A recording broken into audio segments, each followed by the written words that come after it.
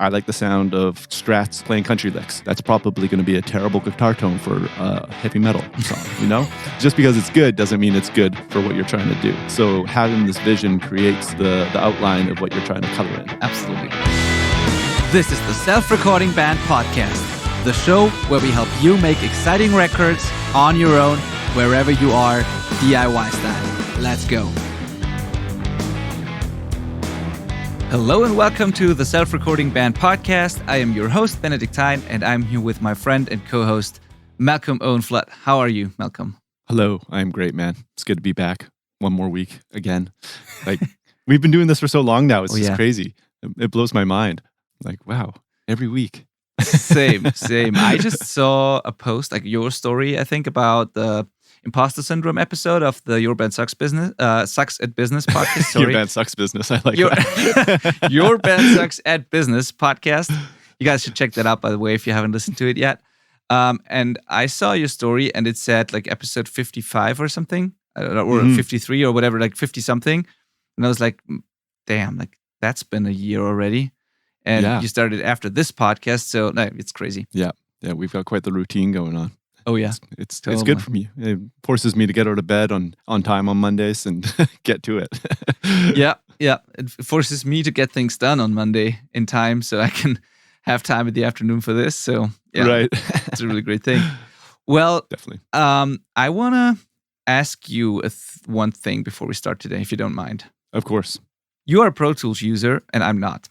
And I had a client, and it's not the first time that I hear this problem, and that's why I just decided to ask you on the podcast, and maybe it helps more people. I had a client ask me something, and that is, he records with an Apollo, and he says when he's got full sessions going with a couple of plugins, he records through the Apollo, and the monitoring's fine. He has no latency, no issue during recording.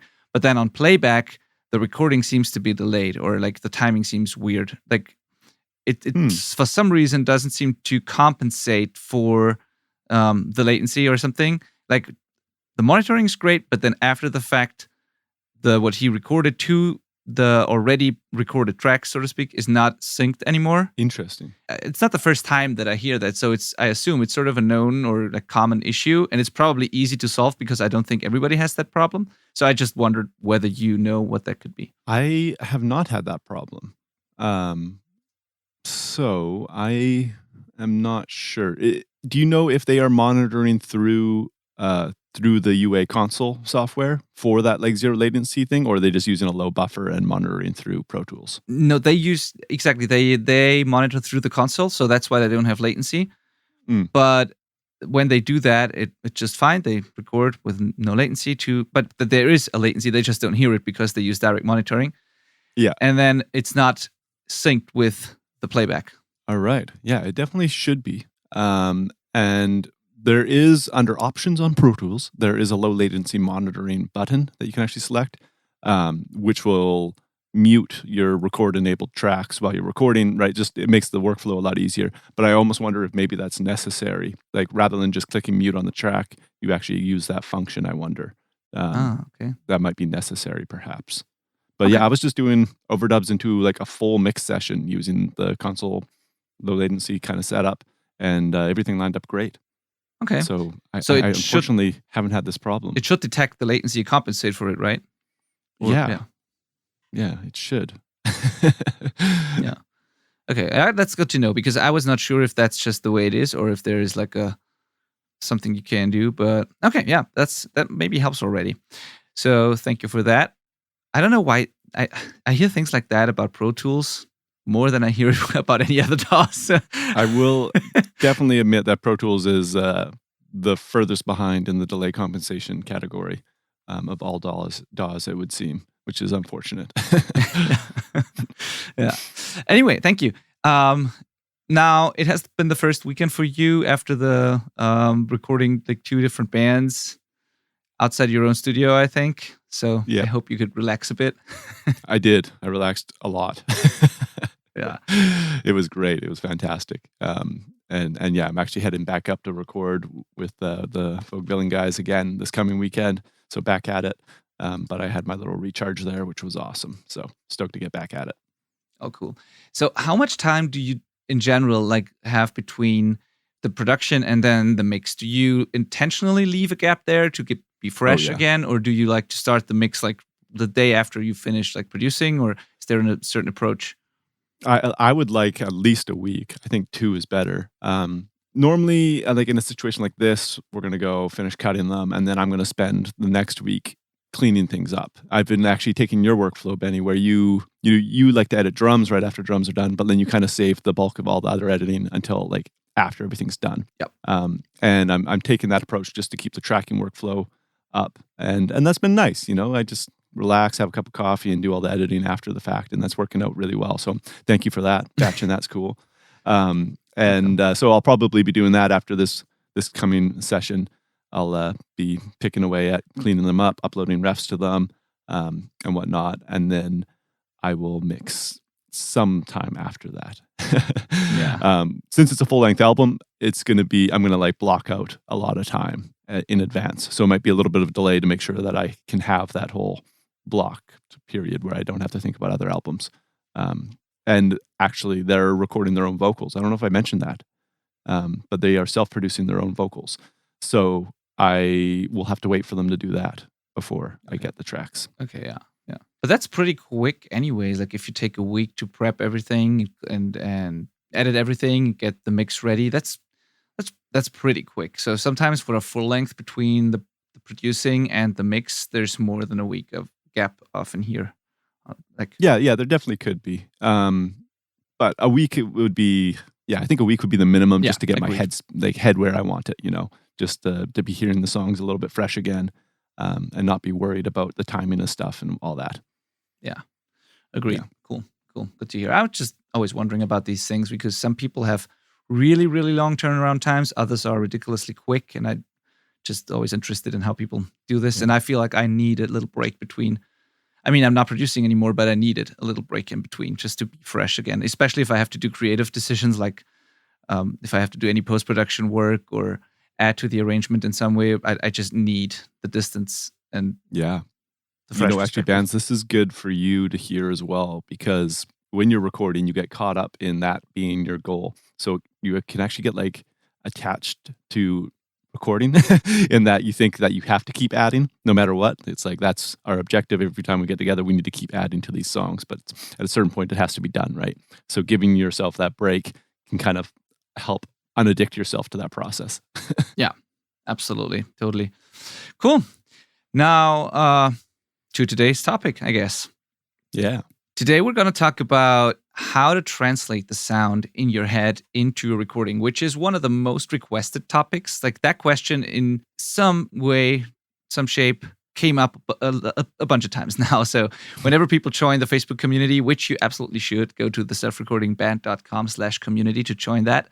Whenever people join the community, I ask them what their biggest struggle is. When people join my email list, I ask the same. I just want to know what people are struggling with so we can help them. And one of the most popular things they say is, or the most common issues they have, is exactly that. They have an idea of what they want their record to sound like, but they don't know how to translate that into the actual recording. They find that the recordings don't sound like what they hear in their heads. And while it always depends on, or it always comes with experience, of course, this is not a really good answer. We want to help you more than just telling you have to practice that. So we think that there are a couple of things you can do to speed that up or to help you with that. Like they could help you with that process. And that's what we're going to talk about today. So what can you do to get clear about what you're hearing, and then picking the right tools and techniques and strategies to actually make that come out of the speakers. Right. Yeah, there's my main mentor in audio, this guy named Zach Cohen, who owns the Woodshop Recording Studio in town here. He was showing me mixed bus compression once, which is a term probably people have heard. And he was like, it's like putting in lines that you can shade within. You're mixing into a box now. You've given yourself borders, which makes there's now kind of, it's not limitations, but there's like something to mix into. It's not like this empty void. Yeah. And I think doing this is the equivalent for your production. You have to track down and create a vision of what you want. so that there's actually something to aim at, and you're not just throwing stuff into the void, and coming up with, maybe this is a cool bass tone, but is it a cool bass tone for what we're trying to do? I like the sound of Strats playing country licks. That's probably going to be a terrible guitar tone for a heavy metal song. Like, it's just because it's good doesn't mean it's good for what you're trying to do. So having this vision creates the outline of what you're trying to color in. Yeah, absolutely. Couldn't agree more.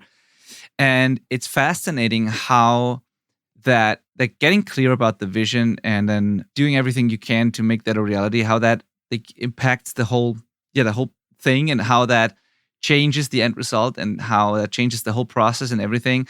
I'm just working with an amazing artist from Australia.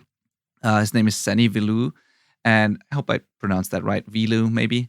And like, he's amazing. And he even in the quote request that he sent me, he put so much detail into everything. He really put so much thought into how he wanted all the individual elements to sound, but also the whole thing. Mm-hmm. He clearly knows how he wants to be perceived as an artist, what he wants the song to sound like. He knows the vibe of the drums. He knows what the guitar tones are going to be. And he was tracking sounds that actually are pretty close to that already. And he chose session musicians for certain things that he couldn't do on his own. And he chose the right ones that could actually deliver that sort of vibe. And I was just fascinated by all the detail he put into that and how well it all came together, even before I start mixing. And it makes the whole process so much easier. And it's a lot of fun to work with people who really are clear about the vision and who have an idea of how to make that happen, actually. And I still guide people like that, of course, but it's much easier than having to figure out what it actually is that we're going for. Right. Definitely. Yeah. So essentially, define the sound in your head. Exactly. That's the first step, right? And like we've been trying to do over this podcast medium, where we can only use our words, you have to put it into words. You have to define it in your head, and then put it into words that you can use to describe it and communicate it with yourself and your bandmate, and whoever else is helping you on your project. And that can be tricky. You get better at describing music as you go. And I don't think it's necessary to describe it, quote unquote, correctly. Like, you just put it in your own words. Just try to, it could be something like, I want a lot of bass in that sound, or I want a clear, shiny top end, whatever that means. Or I want a clear mix or a dense mix, maybe. Or I want aggressive guitars, or I want soft guitars. Stuff like that. Just find words that make sense to you. Try to put it into words, maybe even write it down, and just try to be as clear as possible about all of that, because it will help you make decisions later. And I know that some things maybe are hard to describe, but just try. Just try and get clear about it. Just define it. Yeah. And then be aware that the same word can mean something different to somebody else. So be prepared to explain what you mean by what you've described. Like, for example, buzz versus hiss to me means totally different things. I've discovered very recently on a project that it does not mean anything different to one fellow. Oh, really? Which is, they weren't wrong necessarily, but I was listening for the wrong thing. And I was just like, I don't hear a hiss. Like, oh, but there's a buzz. Yeah, I totally agree. That's like, of course, that's like an audio engineer is going to think those are different, but why would a guitarist, right? It's just noise. Be prepared to expand on things if somebody's not understanding what you mean. And the easiest way to do that is by finding references that help convey your ideas. So that's kind of step 2, is you define it and you put it into words, and then also find other songs that have the core essence of what you're getting at represented. So you can be like, look, this is pretty much what I'm aiming for this instrument. It doesn't have to be the whole song. It can just be an element of it, but something to point at is so helpful, both in you getting even more clear on your vision, but also in communicating it to other people. Absolutely. Yeah, both of those things. Even if you're on your own, even if you're mixing yourself, I would always suggest, and I said that in another episode, I think, I would try to find the extremes. If you want a record with a big low end, for example, I would try to find references that have really, really big low end, or things that you perceive as a big low end or a lot of bass. And I would really try to find the extremes. And then I would try to find songs that sound thin compared to that, so that you see Mm. what the, yeah, where the ballpark is and where the limits are, where the extremes are. Same as with if you want a very aggressive sound, for example, and you know that you want aggressive, harsh sounding guitars, for example. For some genres, that's a good thing. You want to find out, again, where the extremes are, what other productions sound like, and maybe you find that you don't want to go as far as you thought, or you might find that you have to be even more aggressive because in comparison to other productions, it might still seem soft. So Right. just listen a lot to other productions and try to put that into words, what you hear there, and then compare it with what your vision is in your head and find out things you like and don't like. And then I think over time, you should be able to form sort of an idea or a vision for your own songs. It's really a lot of listening and analyzing. And I assume that most people who are not producers listen to music differently than we do. So you might have been listening to songs or records for years without ever thinking about the qualities or certain things in the production. And now you have to try and listen a little bit more analytical and Right. yeah, and really zoom in on different parts of it. And like, what does the kick drum sound like? What does the snare drum sound like? Is there what's going on in the top end? Do I hear a lot of cymbals? Are they really quiet? Are there other things? What's the sibilance like with the vocals? All those things. You need to analyze that. And then you probably will find a vocabulary and, you will just get a perspective, I think, and it will be easier to form your own vision. Totally. In a way. Totally. I think this kind of leads into our next point as well. Yeah. So the next point we had was choosing specific instruments based on your research via those references and your experience.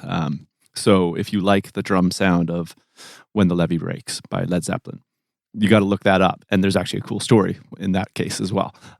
But that's kind of, you can give yourself shortcuts, essentially. Figure out how they got that sound, and you're going to have a much easier time getting a sound along those lines. Don't expect it to be an exact match, probably, but some kind of idea. Perfect example. I've got a song with my band called Control.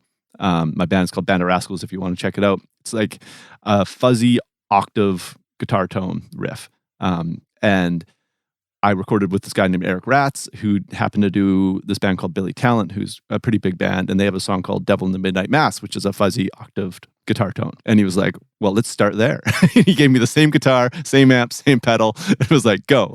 Yeah. And we ended up swapping out the pedal for my own octave fuzz thing, but I'm pretty sure everything else was the same, actually. And it was like, that was awesome. We knew that's like essentially the guitar tone we wanted. It's going to be different because it's my hands anyways. It won't sound the same. And it's different riff and whatnot. But it definitely got us in the ballpark really quick. And in that case, it was a combination of a reference, like, hey, that's kind of the sound we want, and experience in Eric's part. He was like, I know exactly how to get that sound quick. Here we go. And that is actually one disadvantage you have as a self-recording band, is you don't have that experience probably yet. If you work with a producer, they generally are going to be quicker at getting sounds because they know how they've gotten them before, and that experience is going to help them make decisions and already be reaching for the right guitar or cymbal or microphone, whatever, right? Or the setup in general. They've got that advantage. You have to do that yourself. You have to go in and A/B all your gear, try out this microphone for your vocal versus this microphone for your vocal, all of that.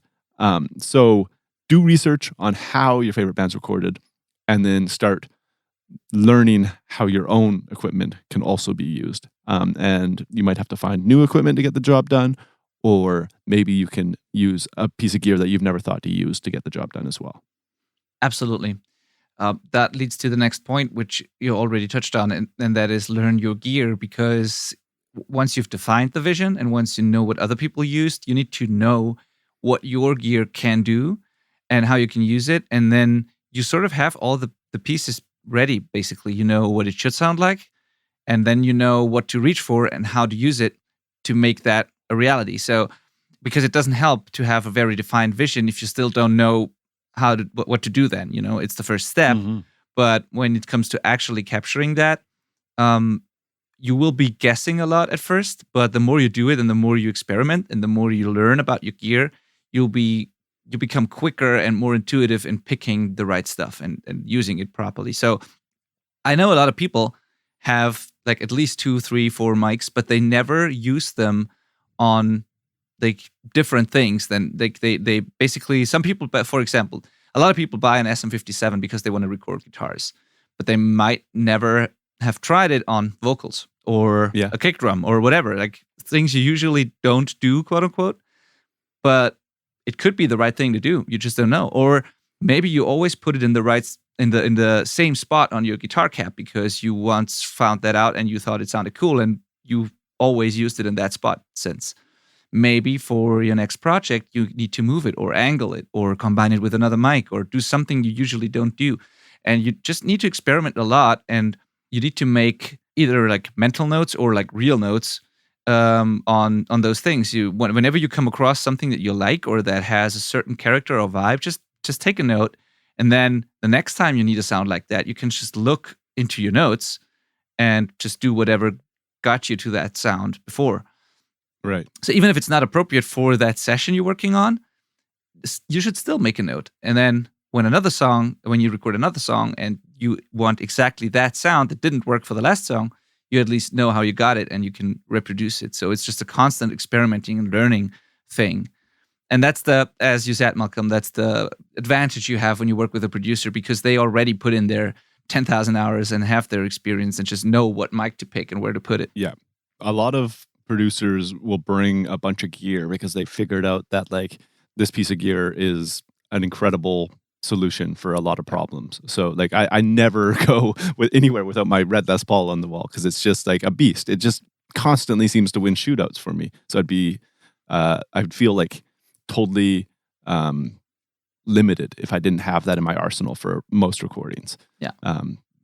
And I mean, sometimes I don't bring it because I know it's not the right thing. But generally, it's like this covers so many bases. We need to have it in the room, and you'll see that with like some producers will bring cymbals that they just know fit with distorted guitars really well. You kind of start getting these wins, and these pieces of gear become your secret weapons, and you bring them as backups or as like, we're going to use this. Yeah. But keep in mind that it's always the piece of gear plus the individual, totally unique filter that everyone has in their heads. Like your ears and the way you hear things is unique. And it's interesting that every producer has their own, their go-tos that they always bring with them or always use. But not every producer has the same go-tos, not at all.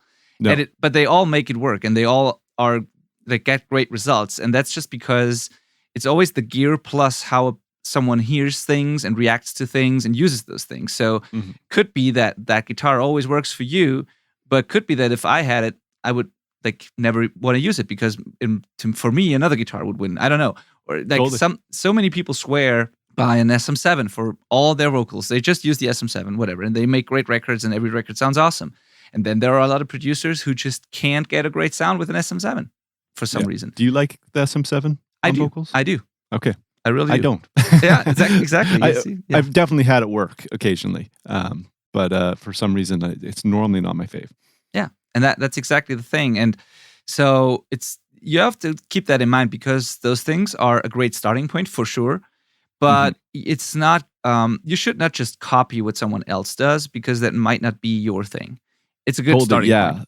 Yeah. I would say that actually the little, I call them like Goldilocks pieces, is that like if I bought the same Les Paul and had a second one, I swear it wouldn't be the same. And it wouldn't be. I mean, it would probably be pretty close, but there's something about this one that just works for me all the time. Same with my bass. This bass just keeps winning. I love it. And it's not like any Les Paul would do the job. And that's exactly why you need to experiment, make notes, and do your own research and experiments. Because it's not that there is a database where you can just look at things other people do and then just pick whatever worked for them, because chances are it might not work for you. You need to create your own database, sort of. You need to create your own notes, do your own research, your own experiments, and find out what works for you, because it might be completely different to what works for me or Malcolm. So Totally. that's exactly the reason. Every piece of gear is different. Like two SM57s don't sound the same, two Les Pauls don't sound the same, and then there's always your personal taste and ears and everything. So just experiment. And there Definitely. are starting points, though. And one of those starting points is what you just said, Malcolm. You can do the research with what other producers used on your favorite records. Maybe even reach out to them and ask. Some are open to that, others not so much, but you can try. You can find interviews and stuff like that. And then there's also, when it comes to instruments and amps and stuff like that, there is a pretty interesting website. It's not like 100% accurate, of course. And sometimes the bands say they use certain things, and then the producer used something completely different that the band didn't even know. But there is a website called equipboard.com. I put it in the show notes, where you can do some research and find out what some bands use live, for example, or on a record maybe. It's not always 100% correct, as I said, but it's still a good starting point, because when it comes to choosing guitars, for example, it's pretty likely that they use something that gets the job done both on stage and in the studio. So they won't probably use they will not use something super crazy live, for example, and something completely different in the studio most of the time. So it's a great starting point. And if you're really unsure about what to buy or whether something you have could be used or not, just have a look. It might help for basic decisions, like whether, like if you have to decide between a Strat and an ESP with some active pickups or something, you can definitely get an idea which guitar is best used for what sort of genre and things like that. Yeah, totally. It definitely just kind of helps you hone in a little bit and gets you a little bit closer, I think. So after that, I think we're talking about pre-production, which you could argue that everything we've talked about is part of pre-production, and I would say it is. But what we're actually saying is start recording it, put it down to tape, and make demos or pre-production sessions. So that maybe a step beyond demos, really, where it's all to a click, and you're recording it as if it's kind of going to be it, and trying to get the sounds. Actually, that's something that not all people do. When you're doing pre-pro, you should be trying to make it sound like you want, and with the expectation that it'll be improved upon later.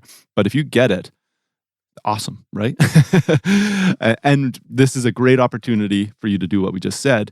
By trying to get the sounds you want in your pre-pro, you're going to end up experimenting with your gear and learning about it and finding out what does get you close to your goal. And you also might learn just as valuably that you don't have what you need to get that job done. And that just means that you have to, do more research, source some more gear for the real session, whatever it may be, right? Absolutely. I think pre-production is where you should do all the experimenting. I don't think you should do too much of that in the actual recording process, because then it's the time to focus on the performances and the vibe more than anything.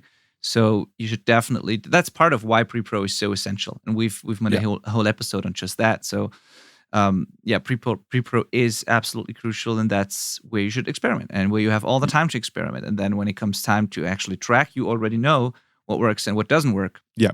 Pre-pro is actually what the creative part of recording is meant to be. Yeah. And I've heard a lot of producers say, and I totally agree, that pre-production is probably the most important phase or part of the process of the whole recording or production process. Actually, it's more important than anything else. Yeah, definitely. I think most of the times we've talked about pre-pro, we've actually talked about like the benefits of learning your parts, creating tracks to use in the studio and stuff. But yeah, this benefit of seeing if your gear gets the job done to like in the direction that you're actually wanting it to, that's a huge benefit. It's like, wow, our guitars sound terrible. We have to figure that out. Like, yeah, totally.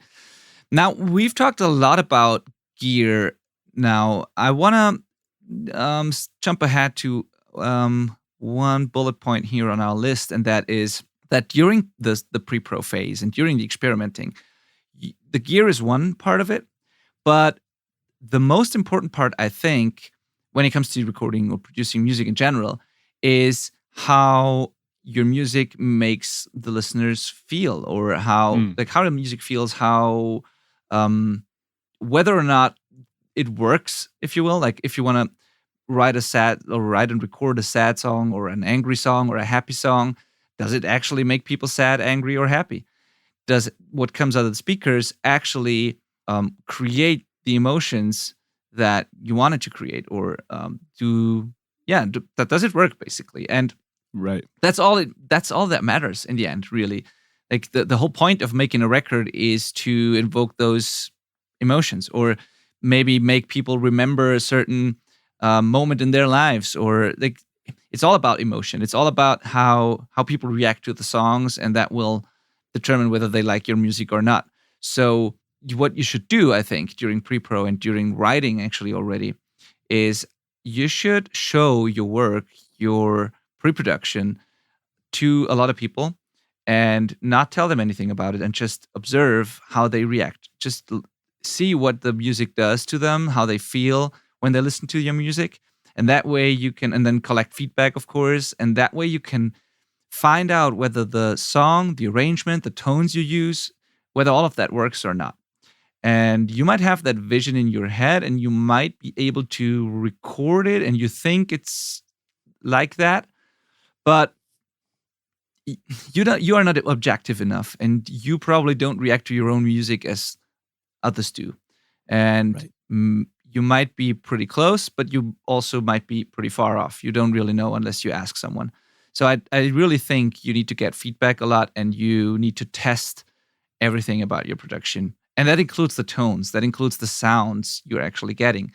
Because you might think something sounds really aggressive or really exciting, and you might find out that other people think it's pretty boring or dull sounding or whatever. And yeah, so I think that's just a big part of it, because that's the most important thing of it all. Yeah. No, I'm totally with you. I I don't think I would show it to a lot of people. Yeah, I thought the same while I said it. So you're right. Yeah, you're right. I'm pretty big fan of not sharing your record with like anybody. No, But you're right. at the same time, somebody. You have to have somebody you trust to give you honest feedback. Like I've got people I share mixes with, and I trust that they're going to give me the hard truths and stuff like that, right? I don't want to be surrounded by yes men in that situation. And the same applies for this. I think you don't want to show it to your mom, because your mom's going to say they love it no matter what. Depends on your mom, but yeah, typically. We'll get into that later in our therapy session, Benny. So choose those people wisely. I think there are probably people in other bands, that you can trust. It depends for everyone. Think about that seriously, though. But tangent, people that share their demos with their fans, I think that's such a huge mistake. They're taking away such an important experience for them, hearing it as it's meant to be heard. Oh yeah. What a missed opportunity to get people on board with your project. Totally agree. Couldn't agree more. Never share it with the people you actually want to share the final product with. They need to experience, the first impression is so important. So don't ruin that. Yeah. But I would suggest picking a couple of people that you trust. But I would also suggest picking people like non-audio people, not engineers or people who know too much about the technical side of things, because you really want to get feedback on. You want those people as well to give you just feedback on the tones and stuff. But I think for the whole emotion thing and whether the song works or not, it's important to show it to just normal music listeners, I think. Yes, that's a good call. If you have a non-musical girlfriend or boyfriend, that can be a great person to bounce it off. If you've been together long enough that they are totally honest with you. Yeah, exactly. If you're in the honeymoon phase, that's not going to work. No. Sure. Yeah, agree. Awesome. Yeah, totally. But I think it doesn't work without feedback. Not a lot of people, but it doesn't work without feedback. Yeah, you're like focus testing it. Does this provide the emotion it's meant to? Yeah. Well, and then part of a more specific part of the whole defining the vision and making things sound a certain way is something we haven't mentioned. I've talked a lot about like frequencies, harsh or dull or bass or bright and stuff like that. And I mentioned density or clarity. That's one thing. But there's also another aspect that is pretty huge and hard to learn, or it takes a bit of experience and listening to a lot of stuff and a little bit of thinking about it and trying to define it.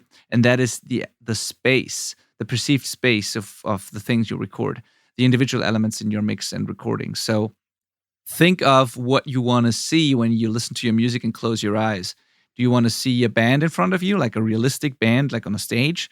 Do you want to have something supernatural, larger than life kind of thing? Do you hear certain things very upfront, other things far in the back? Do you hear big reverbs in rooms, or is everything super dry? Just think about the space everything's in and whether or not that is the same space for all the elements, or things can be in different spaces. But that's something you absolutely need to define, because that's a big part of the emotional side of it. And also, it totally it's totally important to be clear about this, because it determines where you're going to record stuff and how you're going to record it, like the room you choose to record it, or how you treat the room and where you put the mics and all that. Is that what you also meant with space? With space, yeah, I think it is. Mostly, I think the first thing that comes to mind when I say space is like the drum room, because that's often like the only perceivable room in like a modern rock recording, for example. So I think that's really important. But like lately, I just did a session with like violins and all that stuff, and we chose the right room for it. And it was like, oh my God, I just can't even imagine if we had done this in a different space. It would be a totally different song. And so if you have that type of song where the room is just so present that it's like going to be part of the experience, it's really important to choose it. There's that I have no idea how to say their name, Hosier or Hosier. I have no idea. Do you know who I'm talking about? Yes, I know. But amazing artist, and what a vocal sound. I think a lot of that's this crazy reverb chain. I did some research on that, but that's kind of part of the equation too. It's still part of the space. It's like it's giving the listener an impression of space around them, and that they're in this kind of gospel-y church setting, right? I think that was the goal, quite obviously, on those records, right? And that should totally be accounted for and planned for. 100% agreed. And I also think I totally agree also with what you said about, even if it's reverb, you got to know it before you record, in a way, because at least for me, and I'm curious if it's the same for you, if I want a natural room sound, I'm going to pick a room that has that sound if possible. If I want, if I know that I want to use a lot of reverb or certain digital effects or things I can do after the fact, I actually probably want a pretty dry, pretty controlled sounding recording, because that gives me more flexibility to do those things later. Yep. So sometimes both can work, but sometimes when you have a lot of room in the recording, it can sound a little weird, or you have less control about what the reverb sounds like when you then combine it with a big reverb. So even if you think you're going to add a bunch of reverb anyways, it's still worth thinking about the room you're recording in. Definitely. I agree. Yeah, again, going back to drum sound, I think that's one that's really important. It's like which drum studio. That's one of my favorite parts about making records, is choosing the studio. I agree. I haven't been in that situation too often. I have been, but not too often. But I can definitely see, or every time I did, it was a lot of fun. And like, I enjoy working with drum recordings that from different like rooms and with different approaches. I really like to. I don't want to work on the same things all the time, and I'm always curious to hear what people chose and why they chose it. And sometimes, if you know, like in my case, if you know you only have your recording room most of the time, your live room, and it has a certain sound, and it doesn't work for that record you're working on, you need to make it as controlled and dry as possible and try to get the vibe otherwise, or you need to program your drum just for that reason. I can record drums really well in my room and I can make them sound big in there, but if it's not the exact vibe that I want on the record, I might go for programmed drums, even though I don't produce anymore, but when I did, I had all the gear, I had all the preamps, the mics, everything, and still sometimes I would choose to program drums just because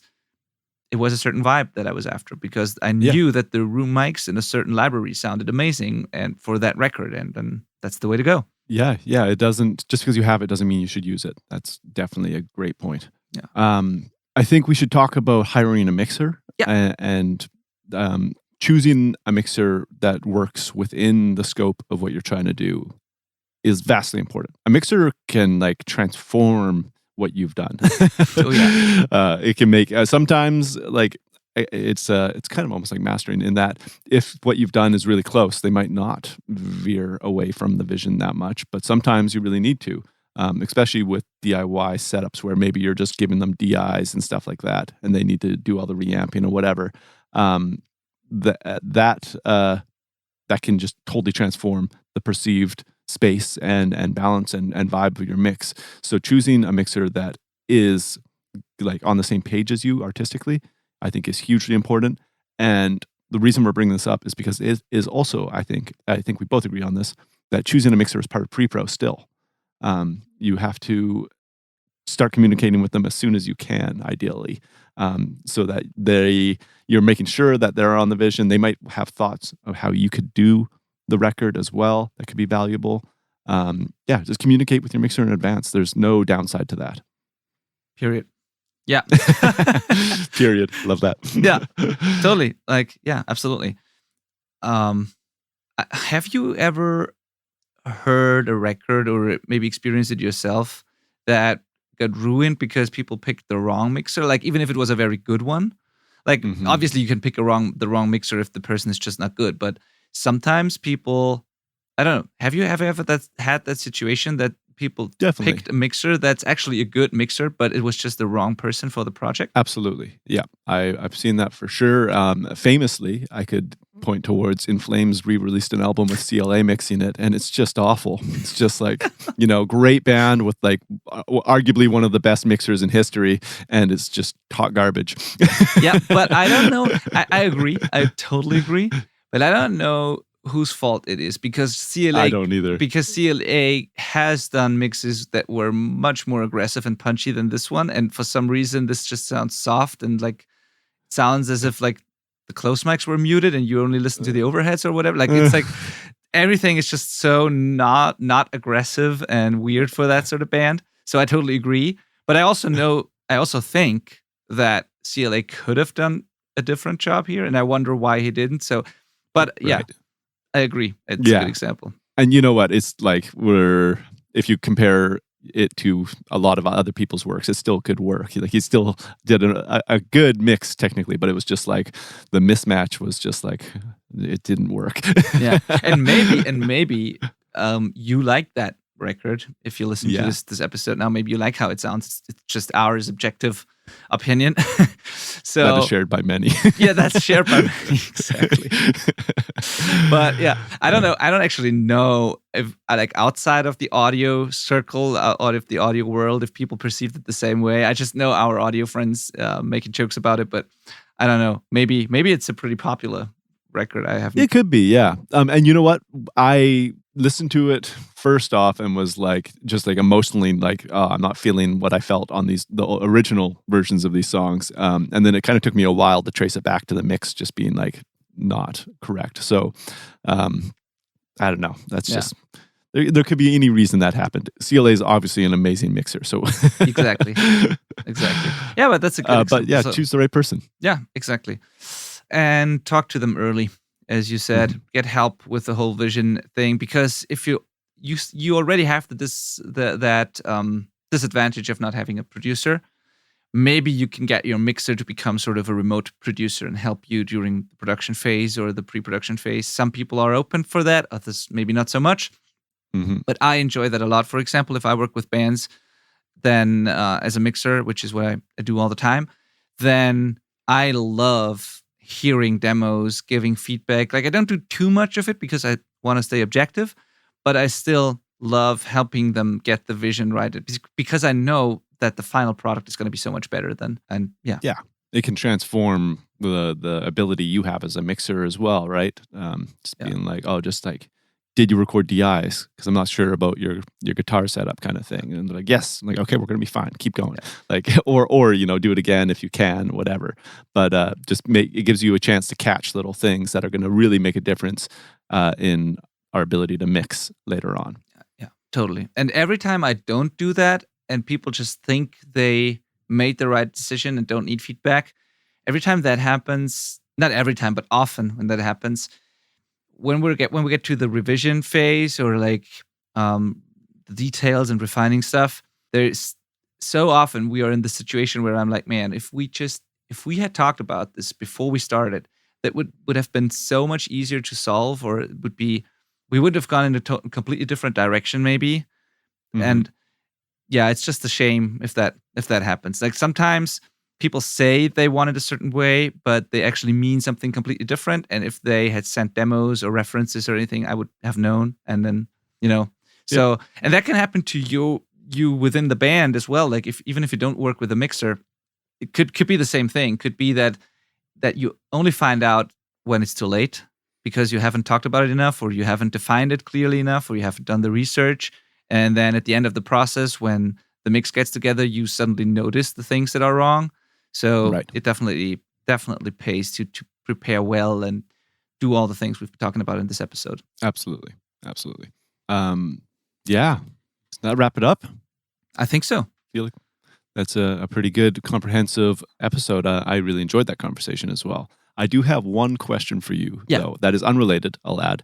But it just occurred to me while we were talking that I had a question come up from a listener, and they asked about using like FlexTime or Elastic Audio to edit things. And I don't think we've ever really honed in on that before. And I was curious what your thoughts are using that, how often you use stuff like that. Essentially, this listener was wondering, they're like, oh, I just discovered this in Logic, FlexTime. I was thinking that I would just edit the drums. And I was like, no. Don't. I steer people away from FlexTime all the time, which is, as soon as I did that, I was realized like, well, no, I use that stuff, but it's almost always a last resort, or on something like backing vocals to sync up to a lead vocal, like stuff I know that's going to be buried. I think it's a real time saver and honestly effective. You can't stretch audio with slip editing, for example. But as far as like the primary edit of drums or bass or something like that, I'm quite against it. And I'm curious what your thoughts are. It's interesting that this comes up now. First of all, I need to, like, my head just came to a full stop here, like, because I wasn't prepared for that. That was totally off topic. Yeah. I'm sorry. No. Should have been the start of an episode. Yeah, no, but totally cool. But I find it interesting that this came up because Thomas and I, Thomas works with me at my studio, and he's just amazing. He does all the editing for me, the prepping. He also edits this podcast, and we came across an issue that I haven't been aware of for a long time, and we discovered that we had a bunch of artifacts in multi-track edits that we did that I haven't noticed as much before. And we found, and I was a Logic user before, and now I use Cubase for, I don't know, 8 years now or so. But before that, I was a Logic user. So I know FlexTime, and I know the Cubase time stretching Elastic Audio thing. And I also know Beat Detective and Pro Tools Elastic Audio because I've used that a lot as well. So I can kind of compare. And what's interesting is that with FlexTime, when I edited drums and used the Elastic Audio thing, it was almost always, or I would say always, good. So it didn't mess up the phase. It did it like the important thing is if you edit multi-tracks like drums or multiple guitar mics, when you stretch it, you need to make sure that it's sampling accurate and stays in phase. And that's a common problem. If that's not the case, you get weird phasing sounds. Cymbals start to sound weird. A snare drum might lose the punch or attack. It might even flam or do weird other things. With multiple guitar mics, you will notice a weird phasing sound and stuff like that. But FlexTime never really did that and worked well. With Pro Tools, it's sort of the same. Most of the, as far as I can remember, I never had big issues with that. And with Cubase, I haven't had issues for a long time as well because I only did it as a last resort also, and with very short, small parts. But we used it more and more lately, or tried to use it more and more instead of slip editing sometimes. We just wanted to know whether that would solve some other problems. And it is totally unusable in Cubase, totally Yeah. unusable. It creates weird phasing artifacts. Nothing stays in phase. So I would totally advise against using it in Cubase. But I don't think FlexTime in Logic or Beat Detective has the same problem. But I'm very careful with that statement because it might have. I just haven't had problems with it as much as I have Right. now in Cubase. But in general, if you can avoid it because it's dangerous. Yeah. And I would always try slip editing first, and only if that doesn't work at all, and only if it's like a very small part that you need to fix or something like that, you can try Elastic Audio. It's a little different, I think, with individual signals, though. So a single vocal or a single guitar mic, it's not that dangerous. So no, yeah, I'd agree. It's always slip edit first, because when you slip edit, it doesn't change how something sounds. The audio is preserved. When you're making something shorter or longer using time stretching algorithms, there is a change. Even if you can't tell what it is, something must have changed, right? And I did a record once with it and didn't think there was any negative, like, because the phase all worked out and stuff like that, until I started mixing and making things louder. And then I was like, my cymbals sound awful. And I had to go back and fix it all. It was awful. Same here. Yeah. So just because you can't hear the damage doesn't mean it's not there, would be one example. And that, we've talked about that before with stuff like recording vocals. You're like, oh, the vocals don't sound too roomy. It'll be fine. But until the mixer has to deal with it and they start compressing it, and then it's like in an echo chamber. So be really careful with that. Now, the one catch that I thought of is that it's actually fantastic for pre-pro. You might run the risk of, not being able to use your pre-pro in the final recording, which is obviously it's really cool when you've done something in pre-pro and you get to use it in the final recording. It's like, wow, we saved a lot of time. That's great. But it saves so much time with drum editing, for example, to just grid something how you want using Elastic Audio is like really quick, especially in like FlexTime with Logic. And then you can just, have tight guitars tracked to that and all that. I think it's worth it for pre-pro.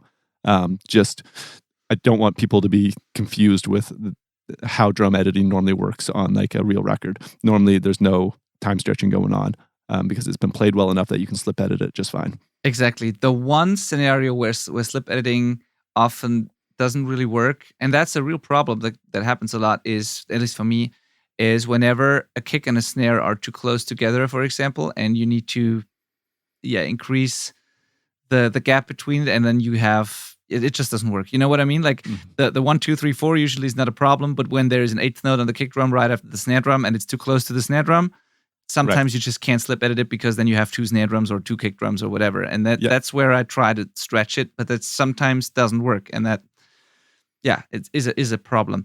But there's one thing I want to ask you, and if you're listening to this and you know the answer to this, please message me. I want to know, because what's fascinating is time stretching multiple, like a multi-track recording of drums, as I said, doesn't really work in Cubase. It does, but it just messes up the phase and everything, so it doesn't really work.